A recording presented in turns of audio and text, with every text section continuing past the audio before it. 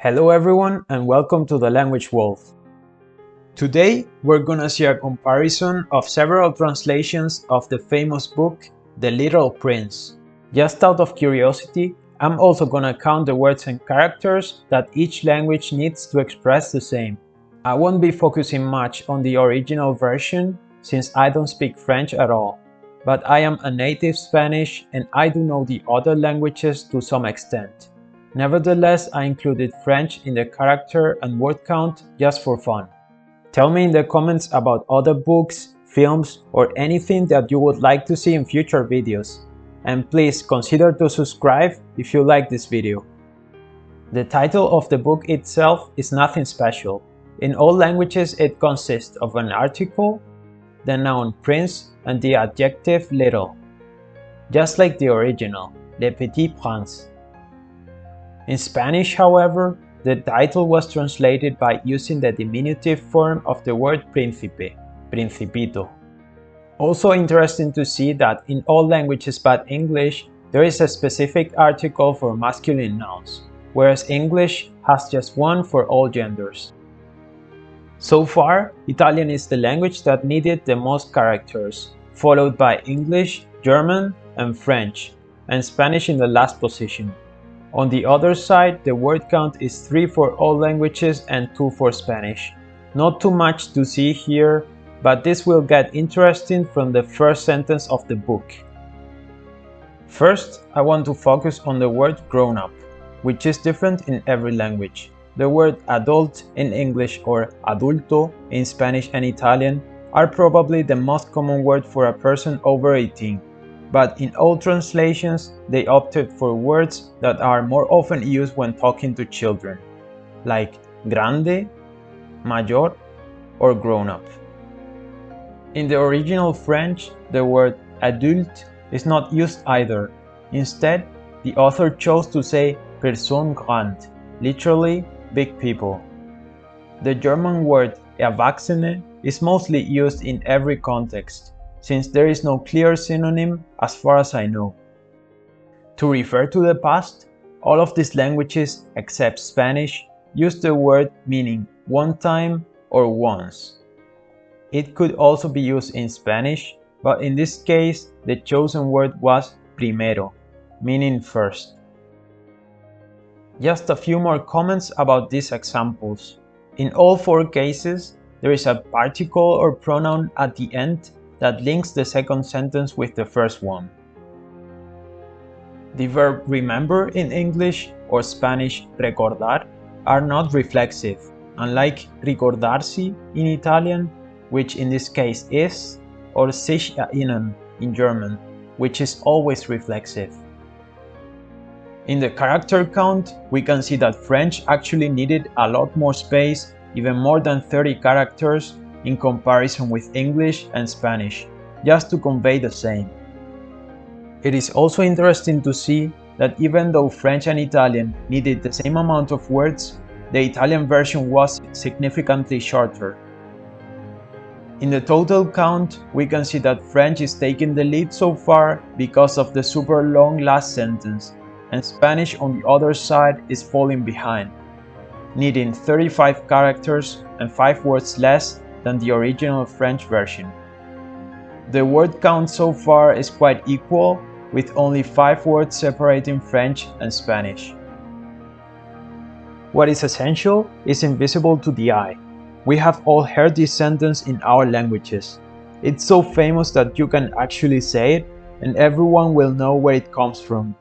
If you wish, write this sentence in the comment in your mother tongue, so we can all compare it. What catches my eye from this sentence is how the structure differs among languages, even in such a simple sentence. In the first part, it's obvious that in Spanish, Italian, and English, the words essential and visible are cognates, coming both from Latin.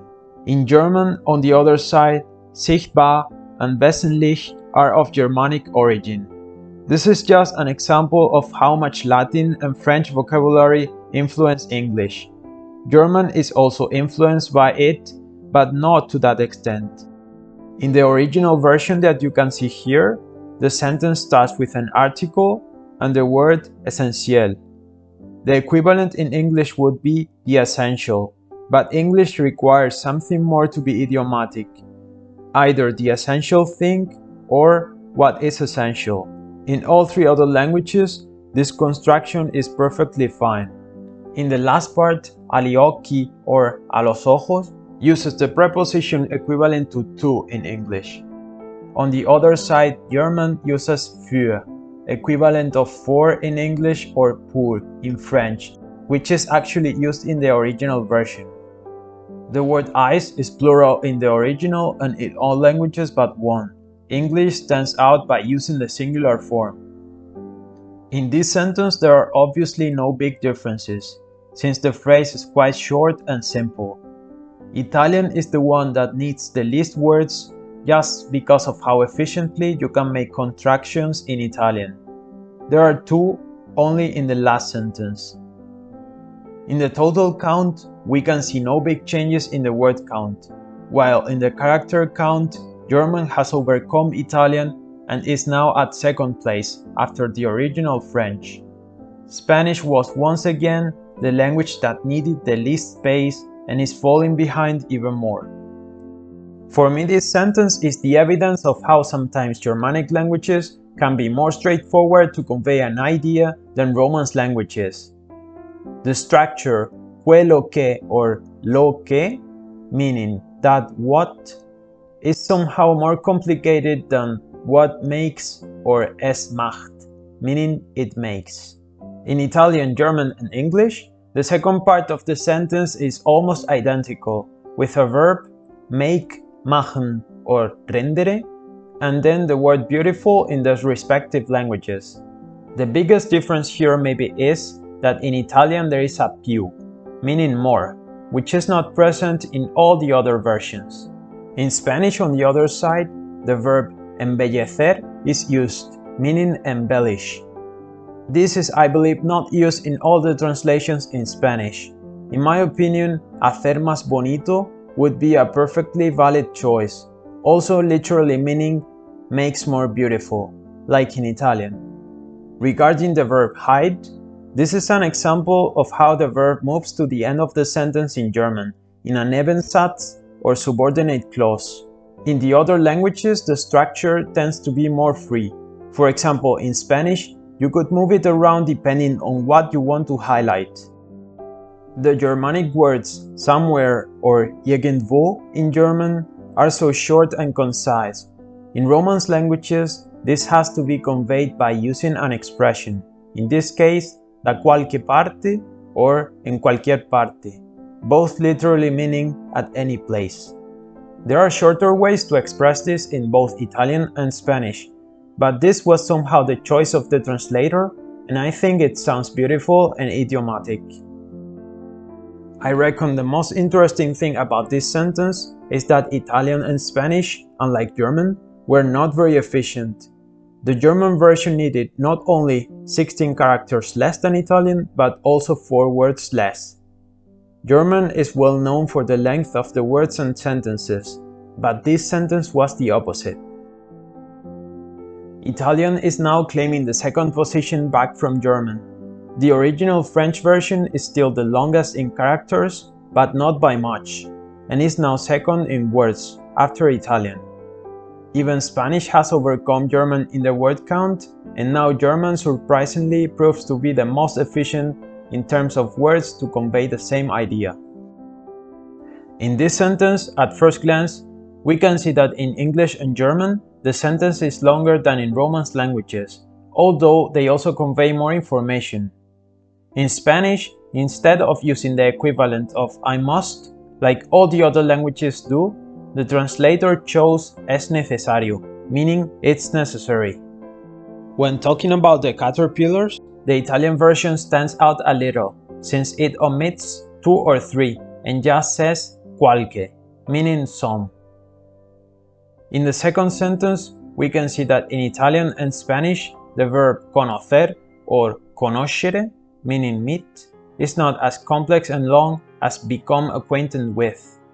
In German, kennenlernen is a verb that consists of kennen, know, and lernen, learn.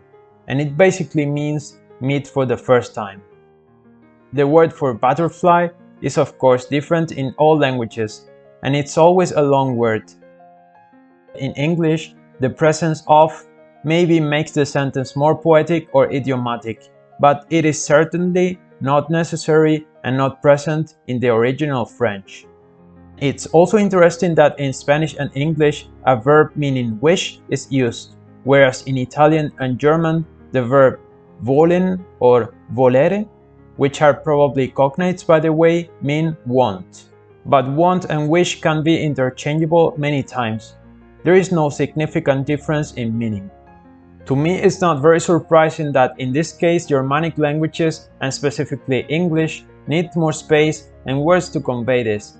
But as I said before, more nuances and details are added in comparison with the original version. Both in characters and in words, the English translation almost used twice as many characters and words as the Italian one. English is now in second place and Italian is going back to fourth. Now we can see a pattern of Romance languages taking less space than Germanic ones, except for French, which is still in the first position. In the word count, English is now first and German still last, but there is actually no big difference among them. This phrase is quite interesting.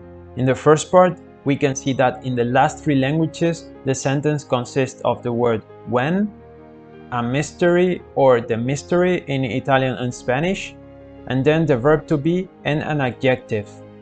In the German version, instead of when, there is bei, which is a preposition that does not require a verb.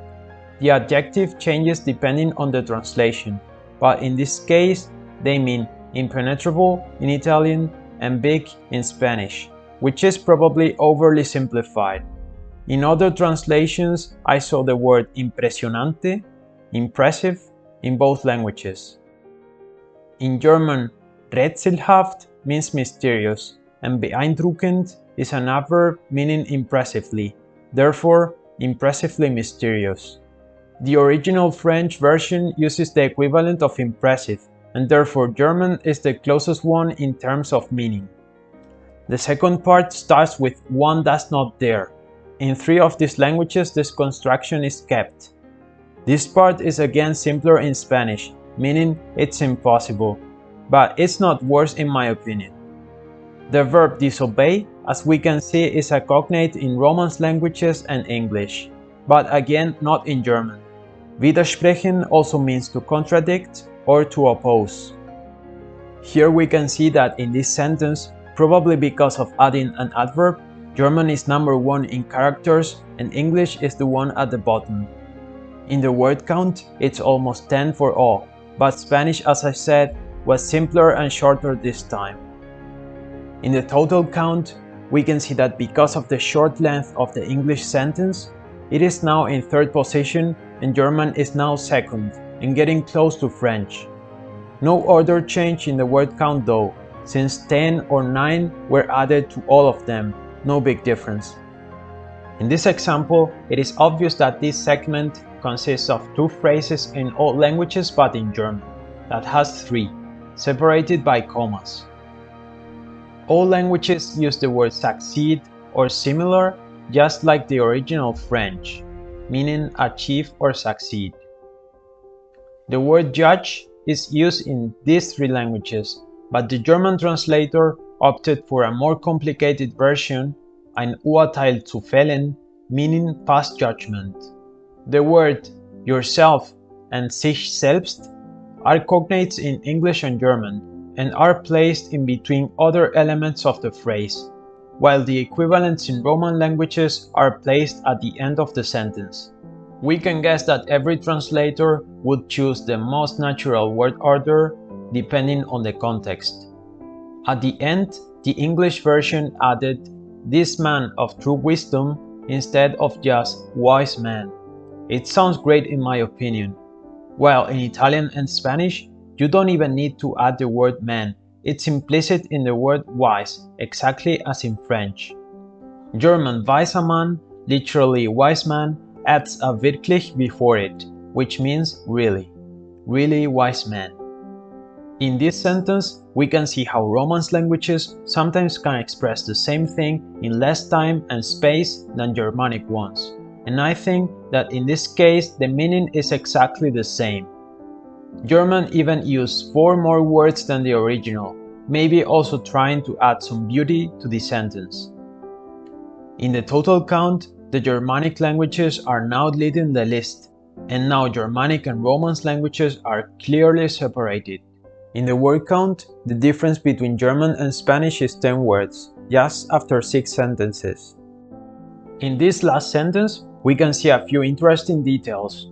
Straight ahead of him, or dritto davanti a sé, is a calque from the original translation that works both in Italian and English. In Spanish, the translator opted for en línea recta, in a straight line, and in German, geradeaus means straight ahead. Regarding the verb, the original French used aller, meaning to go, which is kept in English and Italian. The Italian verb andare is a false friend in Spanish, by the way. In Spanish, andar means to walk, not to go. But in this case, the chosen verb was llegar, which means to arrive. In German, kommt, from the verb kommen, is a cognate with come in English, but it is sometimes used with the meaning of go. Last but not least, very far, molto lontano, or muy lejos, have exactly the same meaning as the original French, while besonders weit means something slightly different. Besonders can be especially or particularly, not very. In this sentence, we can see that for the first time, Spanish was the longest one, followed by Italian and French, and in the word count, Romance languages needed 10 words, in comparison with 9 in English or 6 in German, almost half. This is the final count after 7 sentences, and the result might not be very surprising. German is the one that needed the most space, maybe because of the long words and its complicated structure sometimes. English is second and is the closest to the original French, with only 4 characters difference between them. French is third, followed by Italian and Spanish, that had some simplified but concise sentences during this video. Regarding the word count, English is first and the closest to the original French. German and Italian use the same amount of words, 80, just followed by Spanish with 79. If you made it till the end, thanks a lot. Remember to subscribe and hit like if you like this video, and I would also appreciate your ideas for new videos. See you soon!